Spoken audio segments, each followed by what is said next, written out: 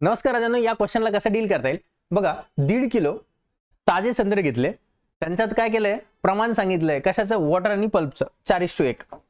ठीक आहे, 4:1.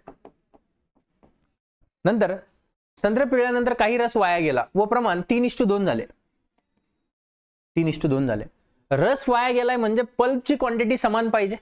तर निचोडलेल्या संत्र्याचे एकूण वजन किती, वजन किती असणार एकूण नंतरचं. ठीक आहे, आता मला सांगा पल्पचं प्रमाण दोन्हीकडे सारखं पाहिजे. इथं 2 आहे, इथं 1 आहे, जमणार नाही. याला 2 करण्यासाठी 2 ने गुणावं लागेल. 2 1 2 आणि याला जर 2 ने गुणलं तर हे किती बनणार, 4 2 किती होणार 8.